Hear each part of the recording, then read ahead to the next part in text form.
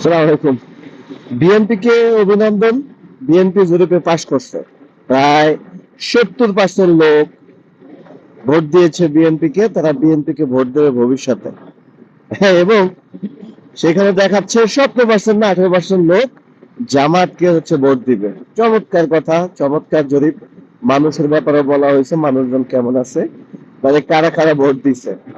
ঠিক আছে, এটা ঠিক আছে, আমি মানলাম। জরিপে বিএনপি জিতে গেছে, কিন্তু আসলে কি বিএনপি অবস্থা কি জরিপের মতো?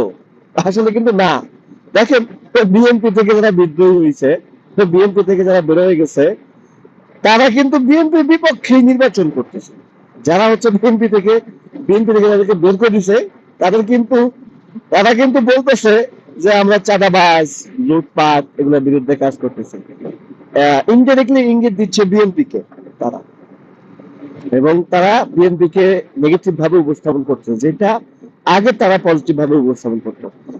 এইখানেও কিন্তু বিএনপির বিশাল একটা ভোট ব্যাংক ক্রস হয়ে যাচ্ছে আস্তে আস্তে। আচ্ছা, এই হলো মূল বিষয়। এখন দ্বিতীয় যে বিষয়টার কারণে আমি হাসতেছি জরিপটা নিয়ে, সেটা হচ্ছে ওই জরিপে বলা হচ্ছে প্রায় 80% থেকে 90% লোক চাচ্ছে যে আওয়ামী লীগ নির্বাচনে আসে। যেই জনগণ ভোট বুঝে কম, তাই বলতেছে, বিএনপির লোকজনই বলতেছে যে জনগণ আসলে বলতেছে শিক্ষিত কম, তারা কিভাবে সমতা নির্বাচন পছন্দ করবে, যে 80% 90% লোক তারা আওয়ামী লীগকে চায়, আওয়ামী লীগ নির্বাচন করে চায়। আবার এই 80% 90% লোকের মধ্যে 70% লোক বিএনপি কে ভোট দিবে। বিএনপি মানে বিএনপির লোক, আমি যদি ধরি 70% লোক বিএনপির লোক, তারা চাচ্ছে যে আওয়ামী লীগও আসুক। এটা কি সম্ভব?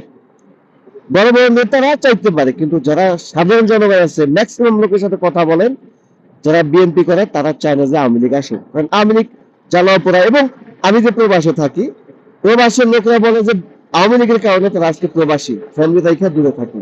তাহলে বুঝতেই পারতেছেন যে এই যে ইয়াটা হয়েছে, সেটা কি কি রকম মানে ভুয়া এবং একটা মিথ্যা ন্যারেটিভ তৈরি চিন্তা ভাবনা ছিল এটার মধ্যে।